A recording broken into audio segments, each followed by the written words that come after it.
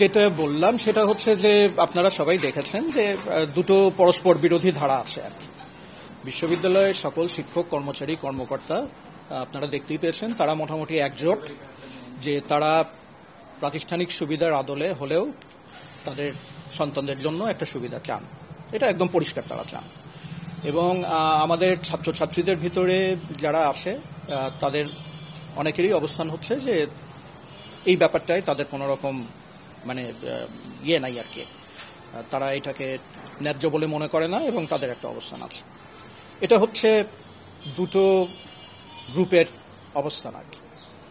তো একদিকে সমস্ত শিক্ষক কর্মচারী কর্মকর্তা দলমত নির্বিশেষে, আরেকদিকে ছাত্রদের একটা অংশই আমি বলবো আর কি।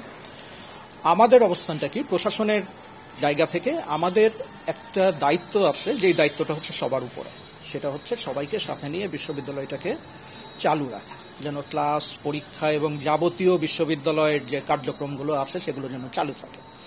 এবং এই চালু রাখার জন্য আমাদের জন্য একটা খুব বড় চ্যালেঞ্জ হয়ে গেছে, কারণ ছাত্ররা যেমন বিশ্ববিদ্যালয়ের অপরিহার্য অঙ্গ, তেমনি আমার কর্মচারী কর্মকর্তা শিক্ষক যারা আছেন তারাও অপরিহার্য অঙ্গ।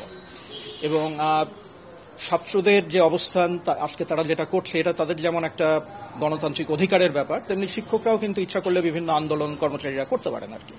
তো আপনারা এটাও জানেন যে 21 তারিখ থেকে তারা কমপ্লিট শাটডাউনে চলে যাওয়ার কথা বলেছিলেন এবং আমরা অনেকভাবে আলাপ আলোচনা করেছি এবং এটা থেকে তাদেরকে ফেরানোর আসলে আর কোনো উপায় ছিল না। এবং এটা যদি ওনারা করতেন কালকে থেকেই শুরু হয়ে যেত।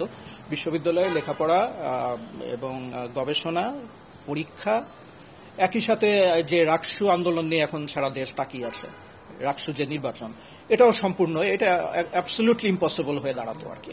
তো এই পরিস্থিতিতে ভর্তি উপকমিটি, তারপরে হচ্ছে যে ভর্তি কমিটি, প্রাতিষ্ঠানিক সুবিধা নিয়ে যে কমিটিগুলো কাজ করছিল, তারা একটা ওয়ে আউট বের করার চেষ্টা করেছেন আর কি, বিভিন্ন শর্ত টর্ত দিয়ে। তো দেখতেই পাচ্ছেন যে তারপরে অনেক কথা আসছে আর কি। তা আমার উদ্দেশ্য যদি বলেন তাহলে পোষ্যকোটা যেভাবে ছিল, যেভাবে প্র্যাকটিস হয়েছে, আমি কোনো সময়ই তার পক্ষে ছিলাম না। সেরকম প্র্যাকটিস আর কখনো হোক, এটা আমার ব্যক্তিগতভাবে আমার চাওয়ার না। একই সাথে আমার দায়িত্বের জায়গা থেকে আমাকে নিশ্চিত করতে হবে সবাইকে সাথে নিয়ে যেন বিশ্ববিদ্যালয়টা সুন্দর করে চলে আর কি। তো এটা একটা হিউজ চ্যালেঞ্জ এবং সেই চ্যালেঞ্জের মধ্যেই আমরা আছি আর কি। তো আমরা চেষ্টা করছি, আমরা চেষ্টা করে যাচ্ছি। আর এখন আরও কিছু অ্যাডেড ডাইমেনশন যোগ হয়েছে, যে বিষয়টি এখন এই মুহূর্তে আদালতে চলে গেছে এবং আমি যেটুকু জানি যে আমার কাছে যেটুকু এসছে যে এটার শুনানির যে লিস্ট, সেই লিস্টে লিপিবদ্ধ হয়ে গেছে।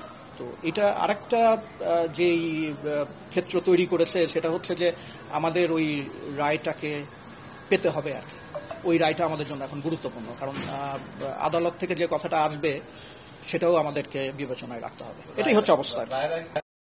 আমি তো আসলে গতকালকে ঢাকা থেকে ফিরেছি আর কি। আজকে তো শনিবার, আজকে কিছুই হবে না আর কি। এখন ভর্তি কমিটি বা এর সাথে যারা সংশ্লিষ্ট আছেন তাদেরকে চিন্তা ভাবনা করতে হবে যে তারা কি করবেন আর কি। স্যার, শিক্ষার্থীদের একটা অভিযোগ যে আপনি আপনার অবস্থান থেকে সরে যাচ্ছেন। হ্যাঁ, এই অভিযোগটা তারা করতে পারে। আমি তাদেরকে বলেছিলাম যে পোষ্যকোটা যেভাবে ছিল সেভাবে পোষ্যকোটা ফিরতে দেব না। তো আমি কিন্তু এখনো ওই আগের ফর্মে পোষ্যকোটার যে প্র্যাকটিস এবং যেভাবে পোষ্যকোটার নিয়ে যে সমস্ত ঘটনা ঘটেছে, সেরকম কোনো ঘটনা ঘটলে তখন আমি আমার অবস্থানে আমি নেব আর কি। নির্বাচনের প্রভাব পড়বে না? আমরা যদি এই মুহূর্তে শিক্ষক কর্মচারী কর্মকর্তাদের ইনভলভ করতে পারি, আমার কয়েকশো শিক্ষকের সহযোগিতা লাগবে। এই কাজগুলো যদি আমরা ঠিকমতো এনশিওর করতে পারি তো আমার মনে হয় না কোনো রকমের প্রভাব পড়বে আর কি।